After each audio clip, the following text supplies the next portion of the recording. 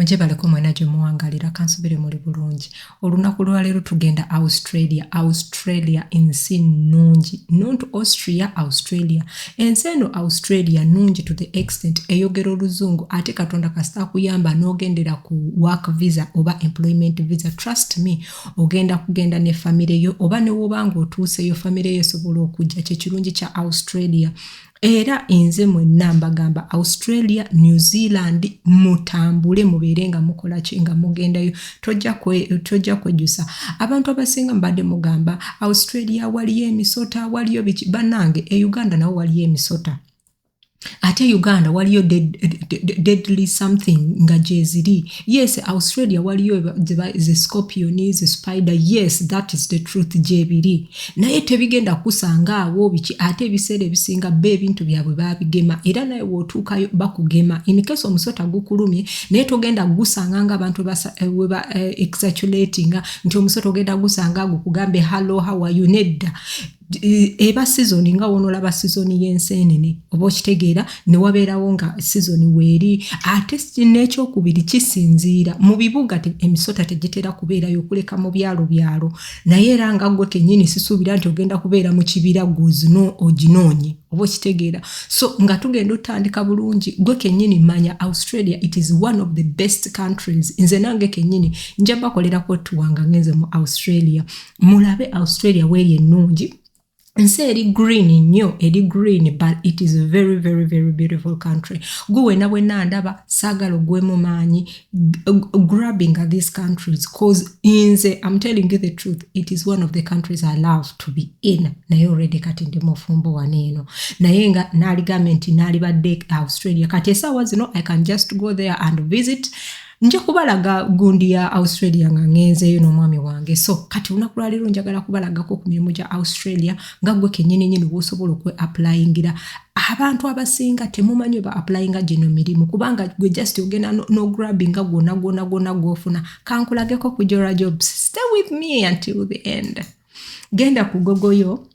oteekemu regional sponsorship chef jobs in Australia. Bw'obanga oli chef, bw'obanga oli mu byakufumba era ng'obimanyi. It doesn't matter oli Uganda, oli Saudi Arabia, oli Kuwait, wawona applyinga gino emirimu. Mpozi kambaddireyoko katono. Uganda waliwo abantu abamu be bakubidde essimu oba be basindikidde email waliwo omulimu singa mukebera ku mirimu egyo kuba singa mukebera mu comments waliwo omuntu gwe babuuziza gwe bagambye nti bagenda mukubira essimu ku BMW like bakole interview waliwo n'omulala naye bamugambye nti agenda kola ki bamusindikidde email naye abuuza akola ati appointment kamba buli Uganda gwe kennyini okola oti appointment bana abantu the moment they send you the email nti twagala kola interview nawe which means bakwagadde era gundiyo ekikubye naye gwe Uganda ogenda kikola otya gwe kennyini katugeze Australia essaawa zino wenkoleredde video eno ziri ssaawa 2:03 ez'emisana wano mu Germany kati igwe mu Uganda zigenda kuba ssaawa mmeka kamala okulaba waneeno Okay, kati ngenda kulaga gwe kennyini ogenda ku Gogoyo n'oteekamu what is the time now in Australia, what is the time now in boat kubanga kati ngenda kulagako gwe waneeno nze kyempaddewo kati waneeno ntaddewo what is the time now in Uganda nendaga essaawa zino wenjirira essaawa ziri 3:45 w'olaba mu Germany ziri essaawa 2:44 w'ogamba Australia ziri essaawa 10:45 wabwe buzibye kati gwe wenna Uganda kiki kyenkulaga nti wobanga oyagala kola appointment oyina kusooka n'olaba time ogenda kulaba nti mu Australia sawa ziri 10 zino 10 ez'ekiro oba kitegedde 10 ez'ekiro Uganda ziri sawa 3 kati gwe kennyini oyina kukola otya kati which means wezibanga Uganda ziri sawa 7 eno zijja kubeera nga sawa banga 2 ez'okumacha so oyina okubeera nga obiraba bwe bityo oba kitegedde nokola appointment according to the time in eri nti kati wano sawa ziri 10:15 kati tubale Uganda ziri 3 katugeze 11 12 2 oba kitegedde kati oziba ku saawa 2 oba 3 n'obagamba kala appointment njagala tugikole saawa 3 Uganda zijja kuba saawa mmeka oba kitegedde gwe kennyini mbadde nsaba we calculating ebintu bineeno in a good way wono bi calculating n'omanya nti kati wano saawa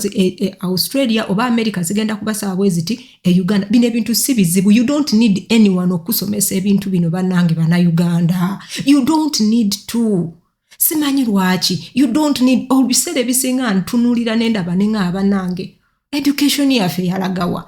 ogenda ku Google n'oteekamu ekintu kyennyini gwe kyowulira kyoyagala wamala okiteekamu kigenda kuleetera Australia America bwe nkugamba essaawa zeneno mu America let me show you at this particular time saa mmeka mu America katugeze otuuse ku mulimu bwe guti kangeze bwe guti gwe kennyini jangu waneeno scrolling wansi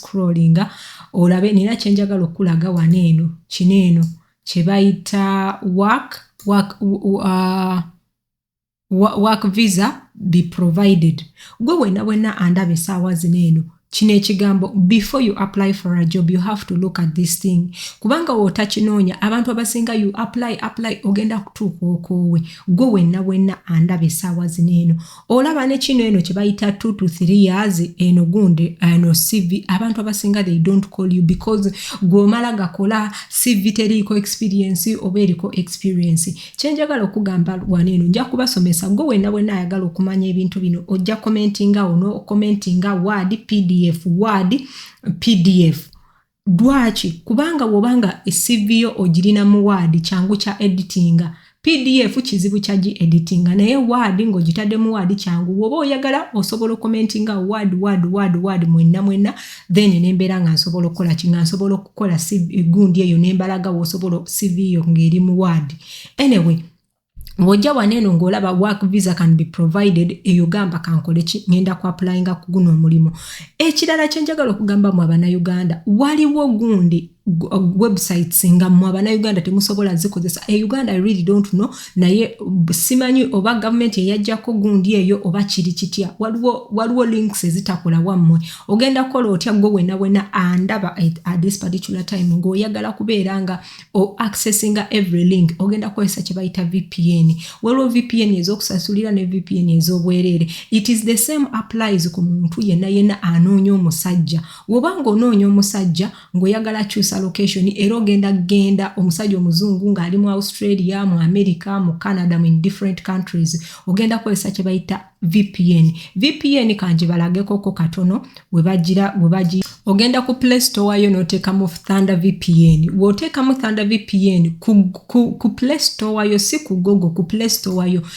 Thunder VPN wetunula eno VPN nungi ya bwereere ogenda kukyusa location yo oba oli oyagala Germany oba oyagala Australia oba oyagala Canada n'okyusa location yo n'ofuna abantu beeyo oba w'ogikyusa n'oteekamu nti oli mu Australia osobola accessing that link kansubire mwenna mukitegedde olunaku olwaleero oba kitegedde so kyobola mbagamba mwekuumire kuneeno obeere ng'olaba kati bw'olaba eno gundi ogenda gamba okay ngenda kola ki genda applyinga ebiseera ebimu babeera ne email nga bw'ogiraba n'ogikwata n'osindikako ki gundi yo so gwe kennyini osobola ogamba quick apply then n'otandika okukola ki n'otandika okujjuzaamu n'okola ki n'otandika okuapplyinga kansubire ekyo tukitegedde era ne guno omulimu gwe nnyini ndowooza mugulaba guneeno oguliko kuku oba chef for Thai restaurant in Gelongo oba Gelongo nayo bwe batyo era bakugamba work visa can be provided work visa kitegeeza gwe omuntu yenna ali Uganda osobola okugenda mu agency which means they can provide you a visa ekirala Bannayuganda kyenjagala mumanye kiri ekintu kimu Abannayuganda waliwo omuvubuka gwe baabuuza yafuna bulungi omulimu and when they kubanga kati kiri bwe kitikamba twale slowly gwe kennyini we bakuwa omulimu kati kangeze you have applied noteekako CV yo biki byonna the moment they send you an email ne bakugamba email eno tugenda kola chi twagala kola interview nawe chobo manya mu bwongo bwo these people they have already given you a job kasita bakuweereza email ne bagamba congratulations tulabye gundi yo bichi tukuwadde omulimu tebagamba tukuwadde but we want to make appointment to ogere nawe ekyo kitegeeza nti they have already given you the job but it is you to mess it up kasita bakulaba nga oba ogenda kwogera either ku Skype oba ku kicho nakyo munaba muliko oba batunuulire Uganda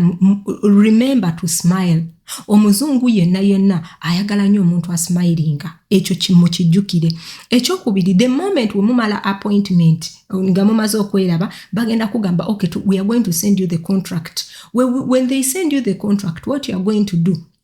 you print it out you sign it immediately you sign it and then you read the contract actually when you sign it then after that you do what you send it back to them we'll be sending back bagenda kugamba okay we want medical we want A B C and G medical be bagenda kuwa eddwaliro lyogenda okugendako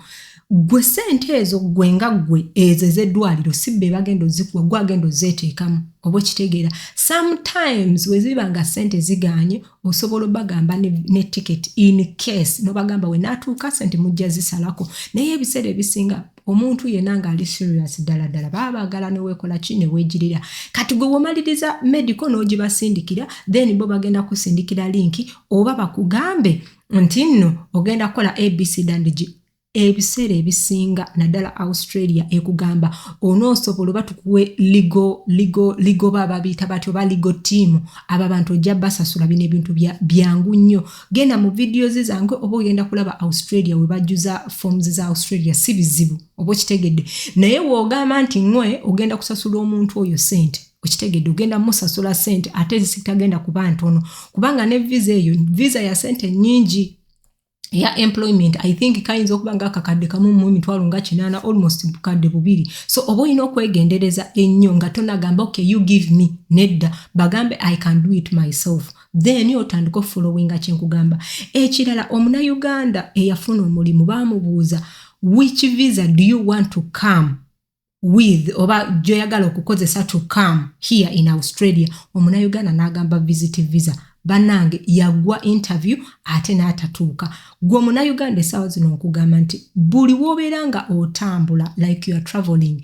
ng'ogendera ku employment ng'ogenda nga ogendedde ku mulimu it is called